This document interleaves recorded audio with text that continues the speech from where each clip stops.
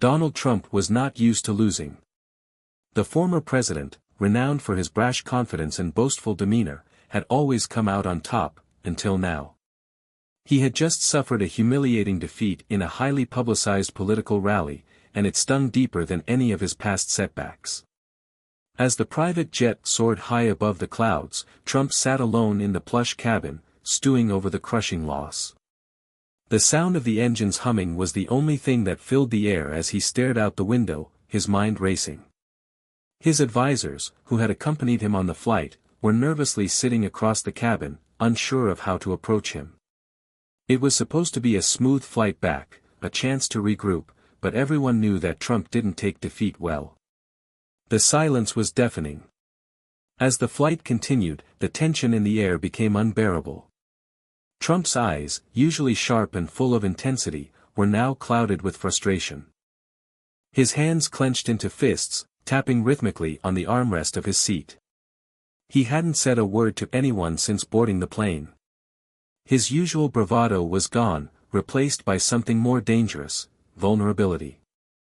The silence was broken when one of his aides, a young man who had been working for him for just a few months, cleared his throat nervously. "Sir," he began hesitantly, "maybe we should discuss the next steps. We could reassess the campaign strategy, look for," Trump snapped, his voice sharp and cutting through the air like a whip. "Reassess. Reassess. There's no reassess when you're supposed to win." His face reddened, his hands trembling with anger. "I don't lose. Do you hear me? I don't lose." The aide shrank back, his face paling at the sight of Trump's fury. The once unshakable businessman, who had thrived on his image of invincibility, was now unraveling before him. The plane seemed to sway in the air, almost in sync with Trump's spiraling emotions. Trump's outburst hung in the air, thick and heavy. The tension was palpable as everyone in the cabin waited in a stifling silence, unsure of how to respond. His eyes were wild, filled with a fury that hadn't been seen in public for years. The aides exchanged nervous glances, but no one dared to speak. He stood up abruptly, knocking over a glass of water from the nearby table in the process. His chair scraped violently against the floor, and he began pacing back and forth, the muscles in his jaw clenching with every step. "You all told me this was going to be easy," Trump continued, his voice rising with each word. "The greatest comeback. The people would rally behind me. But what happened? We lost. I lost. How could I lose?"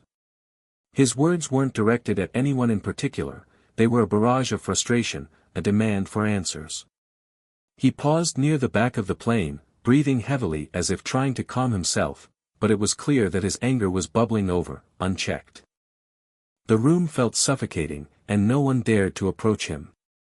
Trump's mind raced back to the rally, the crowd that hadn't been as large as he'd hoped, the chants that felt less enthusiastic than usual, the defeat that felt impossible to accept.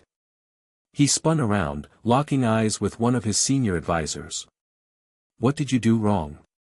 he spat. "What part of this did you not get?" The senior advisor, a tall man who had been with Trump for years, swallowed hard and stood up slowly, his hands trembling at his sides. He had witnessed Trump's fiery temper before, but this felt different.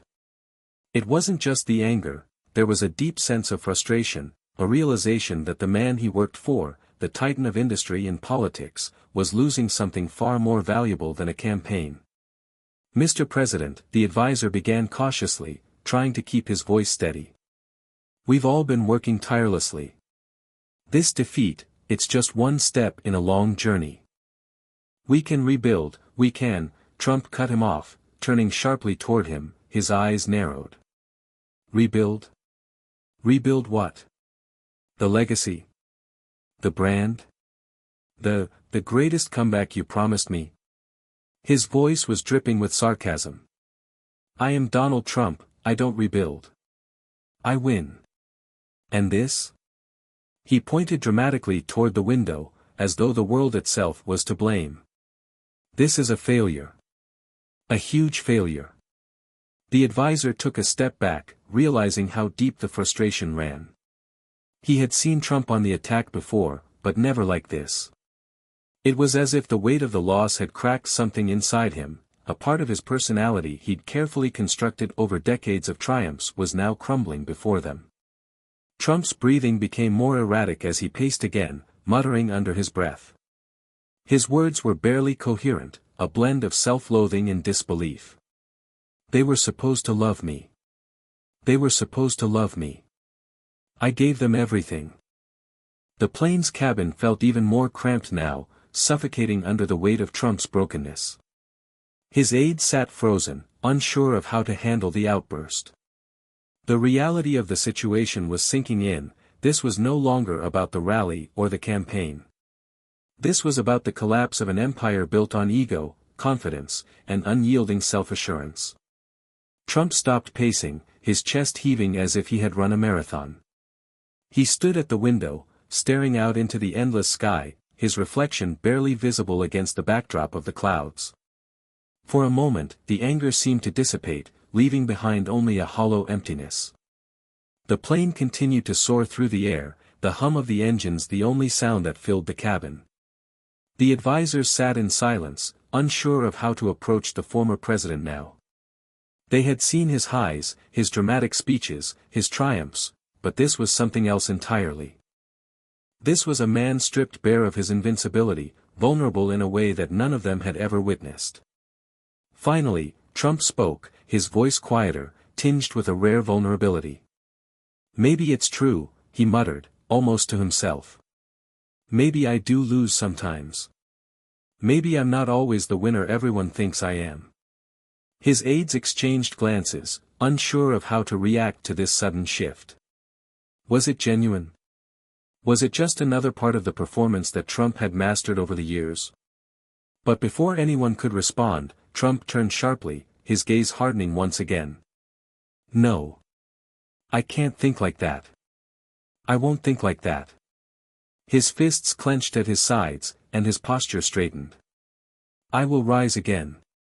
I will make them remember who I am. This is just a setback. A minor bump in the road. Do you hear me? I will come back stronger." It was as if a switch had flipped. The brief moment of clarity, of raw honesty, was gone, replaced by the familiar fire that had defined Trump's entire career.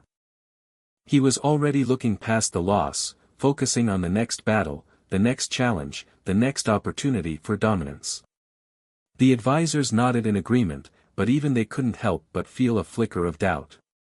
They had seen the man at his most vulnerable, but they knew one thing for sure: Donald Trump was never truly defeated. He would rise again, and no matter the cost, he would find a way to win. The rest of the flight was quiet, but the atmosphere had shifted. Trump's earlier outburst had melted into a silent determination. The aides, though still cautious, knew better than to disturb him now. His mind was already working, formulating plans, running through the possible moves he could make to regain his former dominance.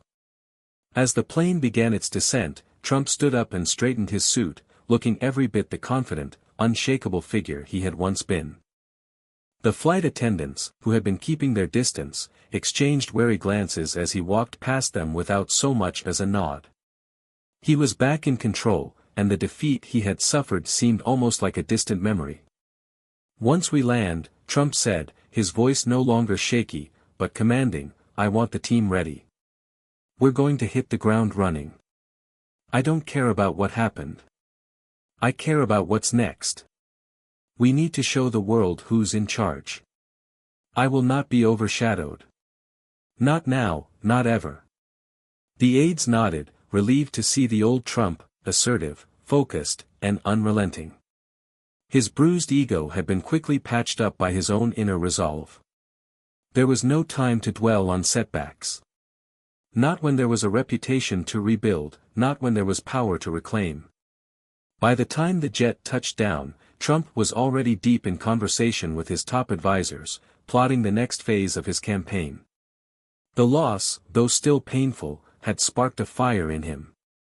And no one, could predict what would happen next when Donald Trump decided to come back. The press conference was set. It was a calculated move by Trump's team, a way to show strength in the face of the defeat. The moment the jet's wheels touched the tarmac, Trump was whisked away in a black SUV, his mind already working overtime on what he would say. This wasn't just about addressing the defeat, it was about reasserting his dominance. The world needed to know that Trump didn't lose. He adapted, he evolved, and he came back fiercer than ever. As he walked up to the podium, the room full of reporters fell silent, waiting for his words. Trump adjusted the microphone and looked out at the sea of cameras, feeling the weight of their gazes. He'd been here before, but today felt different. Today was a statement, a declaration that he was still the man to watch.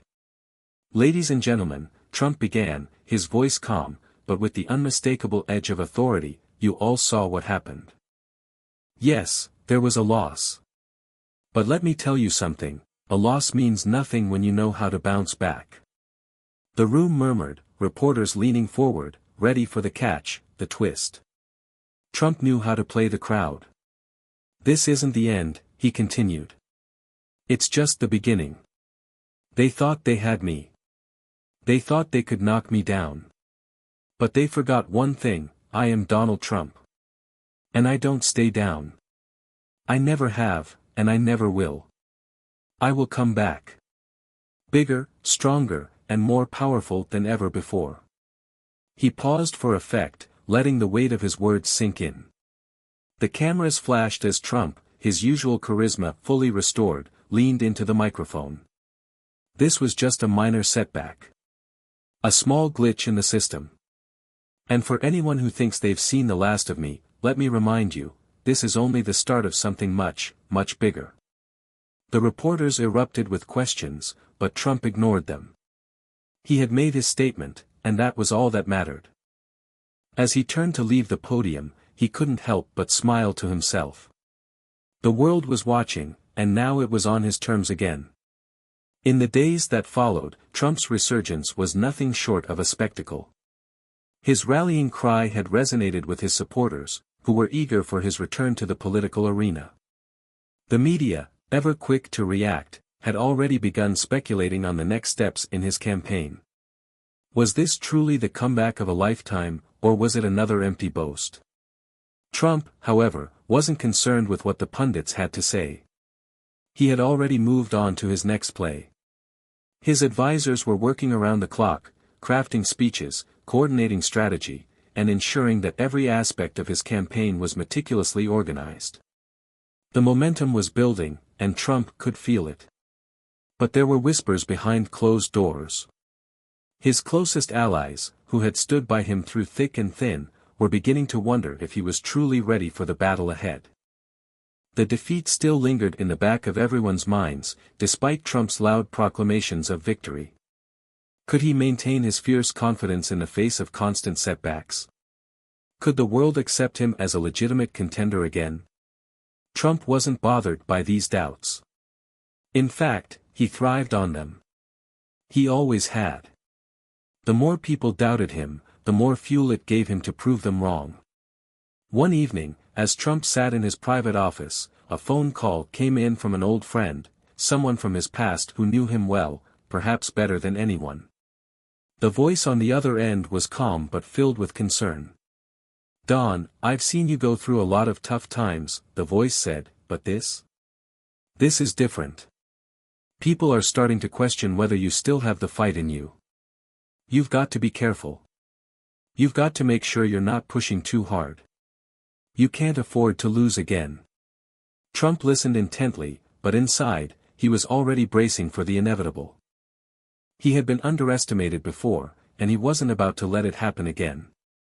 His ego, his drive, his relentless ambition, they were all far too powerful for him to fall now.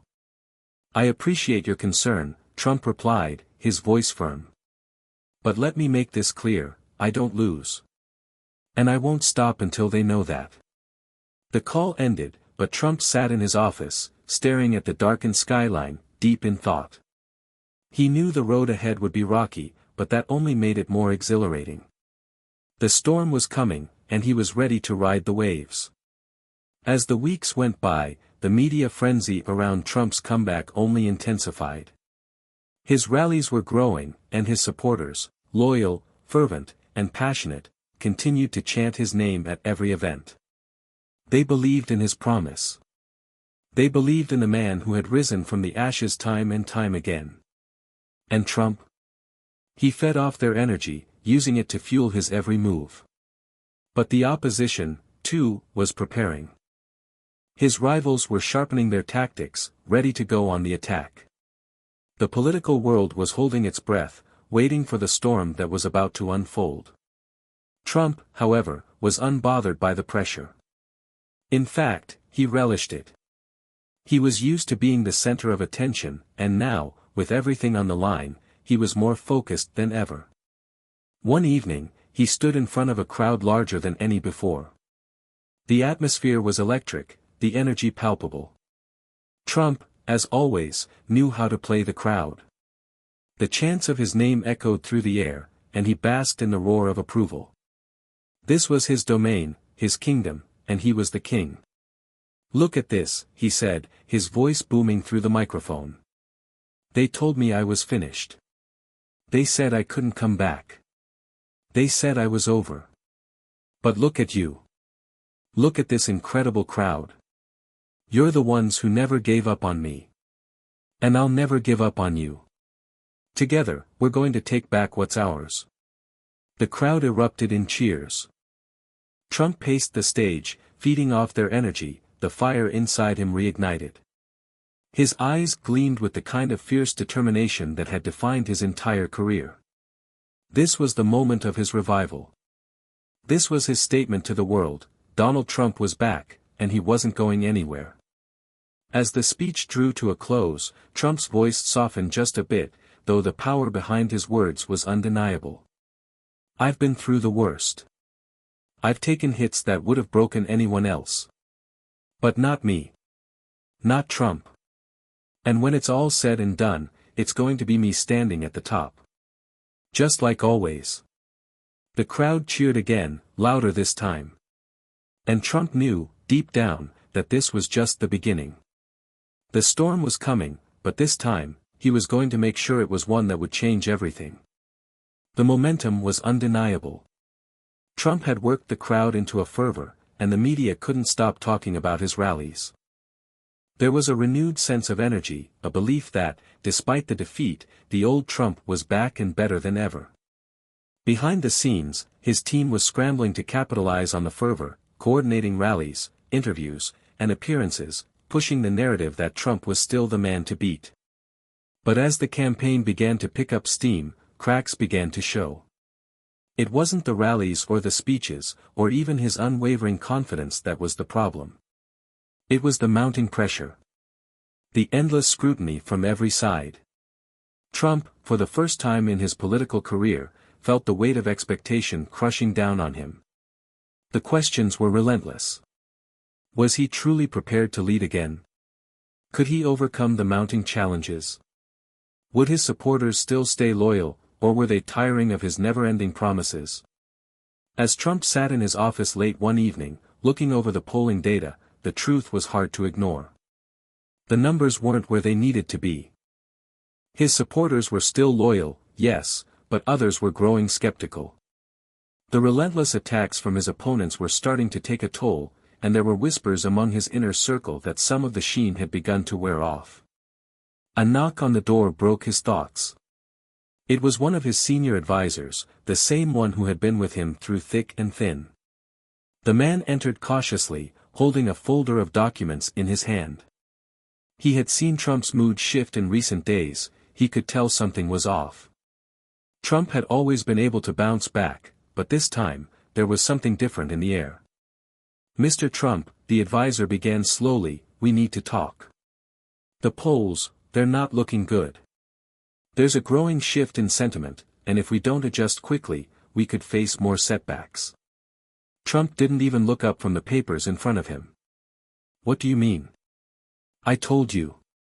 We don't lose." The advisor paused, taking a deep breath.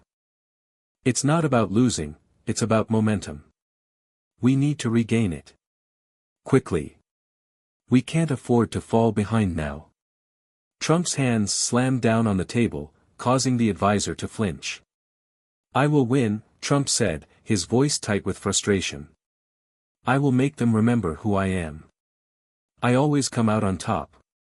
But even as he spoke, doubt crept in. He had been through so many battles, so many comebacks, but this time felt different. The pressure, the constant attacks, and the fatigue were beginning to take their toll. For the first time in a long while, Trump wasn't entirely sure that he could pull this off. The next few days felt like a blur. The rally schedule was packed, interviews piled up, and his team was pushing him harder than ever to keep up the momentum. But behind the scenes, Trump felt the weight of the world pressing down on him. The strain of trying to maintain the image of the unshakable, unstoppable force he had always been was starting to take its toll. He couldn't sleep, couldn't focus, not the way he used to. At one of his rallies, his usual energy was lacking. The crowd could feel it, but they didn't quite know how to process it. The chants of his name were there, but there was a noticeable difference in their intensity. Trump paused on stage, scanning the sea of faces before him, searching for the spark that had once felt so certain. His usual confidence was nowhere to be found. He started speaking, but his words felt mechanical, rehearsed. We're going to win this. We're going to take back what's ours. This is just a setback. We rise again, he said, but the words felt hollow, even to him. He could hear the subtle shift in the crowd's energy, there was no longer the electric excitement from before. This wasn't the roaring support he had been accustomed to. The rally ended early, and as Trump boarded the plane, he felt the weight of the situation more than ever. He was no longer the force he had been. People were beginning to question him, not just his opponents, but his own supporters. There were whispers in the media about cracks in his campaign, whispers about the legitimacy of his comeback. As the private jet ascended into the night sky, Trump sat by himself, looking out the window. His mind was a whirlwind, battling against the uncertainty that had crept in. He couldn't ignore it anymore. His team had been working tirelessly, but no amount of effort seemed to erase the doubt that was growing inside him. Maybe I'm just too far gone, he muttered to himself. He had always prided himself on his resilience, his ability to bounce back stronger than ever, but now, even he wasn't sure if he could turn this ship around. The phone rang. Trump's advisor from earlier was on the other end, his voice sounding strained.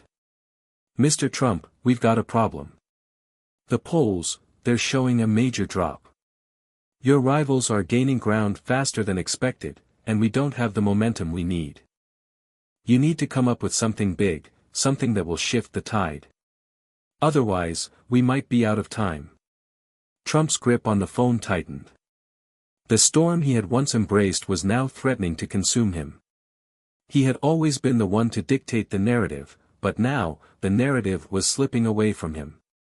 He needed something, anything, that would get him back to the top. He sat in silence for a moment, the weight of everything pressing down on him.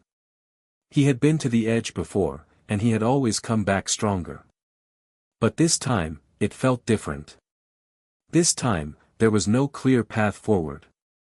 The plane landed in silence. Trump barely noticed the hum of the engines as they touched down, his mind miles away, consumed by the internal struggle that had been growing stronger with every passing day. As he stepped off the plane and into the awaiting vehicle, the usual air of command that surrounded him felt different. The world had changed, and he wasn't sure if he could change with it. Back at his headquarters, the atmosphere was tense. His team was still working tirelessly, trying to pull together a new plan, new speeches, new angles to revitalize his campaign. But as Trump entered the room, it was clear to everyone that the energy had shifted. He looked tired, distant. The fire that had once defined him was flickering. His senior advisor, the same one who had been by his side for years, approached him cautiously. Sir, we've been looking at different strategies, we've got new ideas for rallies and events, but it's not working as fast as we'd hoped. We need something big, something that will get the people back on our side. Trump stopped in his tracks, staring at the advisor. The words echoed in his mind, a cruel reminder of how quickly things had changed. Big? Trump repeated, almost to himself. I need something big. Something that will get people back on my side. He turned away from the advisor, walking toward the window, staring out at the sprawling city below. What if they're right? What if I really have lost my touch? The advisor stood still, unsure how to respond. No one had ever seen Trump like this before, vulnerable, uncertain, questioning himself. Sir, the advisor said, his voice softer now, you've been through a lot, and no one's expecting you to have all the answers. But we can't afford to lose hope. We've seen you come back from worse. Trump chuckled bitterly, the sound hollow. That's the problem, isn't it? Everyone expects me to come back. Everyone expects me to win. But what if I don't? What if I've finally hit the point where there's no way to come back? He paced the room, the weight of the question pressing heavily on him. His whole life had been about winning, about being the center of attention, the man who couldn't be stopped. But now, for the first time, he truly felt the possibility of defeat looming over him, a threat that didn't seem to have an easy escape. Maybe I've made too many enemies, Trump continued, his voice quieter now. Maybe I've pushed too hard. Maybe they've just gotten tired of me. The advisor stepped closer. Sir, you're not giving yourself enough credit. You've built something more than just a political campaign. You've created a movement. And those people out there, they still believe in you. You still have the power to change this. Trump's eyes flickered with a brief spark of recognition. The advisor was right, in a way. His supporters weren't just there for the politics, they were there because they believed in him, the man who had promised to upend the system, the force of nature who had never backed down. Maybe that belief was still there, just waiting for him to find it again. He turned back to face his team, a glimmer of resolve returning to his expression. You're right. I've made mistakes, and I've pushed too hard. But I'm not done yet. We'll retool the message. We'll hit them where it hurts. We'll show them that Trump is far from finished. The people want change, and I'm the one who can give it to them. The team exchanged uncertain looks, but a sense of optimism slowly started to return. Trump had faced the abyss and stared into it, but now, he was preparing to rise again, not with the same fire, but with a more dangerous, calculating resolve. He wasn't going down without a fight. The weeks that followed marked a shift in Trump's strategy. Gone were the brash, boastful speeches. Gone was the unfiltered aggression that had once defined his rallies. In their place was a new kind of focus, a more strategic, deliberate approach. His team worked tirelessly to reframe his narrative, to remind the world why he had been so successful in the first place. Trump began to play a different game. Rather than dominating the news cycle with impulsive comments, he started focusing on the issues that mattered most to his supporters. He made his message clear: he was the outsider, the man who wasn't afraid to take on the system, the one who could bring real change. His speeches were more measured, his words carefully chosen, but they still carried the weight of his unshakable belief that he was the answer to the nation's problems. And as the rallies began to grow once more, something unexpected started to happen. The crowds returned, larger, more enthusiastic than ever. People were starting to believe in him again, not because he was the same Trump who had once been untouchable, but because they could see that he had changed. He had faced the impossible and come back, not in the same way, but in a new form. At a pivotal rally in a key battleground state, Trump stood on stage, looking out at the sea of faces before him. The energy was palpable, more intense than it had been in months. This was the moment he had been working toward. He had turned the tide. His supporters weren't just there because of his past successes, but because of what he represented, the fight to keep going, no matter the odds. I've been knocked down, Trump said, his voice calm but powerful. I've been told I couldn't come back. That I was finished. But I'm standing here today to tell you, we're not just going to win, we're going to win big. And we're going to do it together. The crowd roared. They didn't care about the past mistakes. They didn't care about the setbacks. What mattered was that Trump had returned, and he was ready to fight for them. As the rally ended and Trump walked off the stage, a sense of accomplishment washed over him.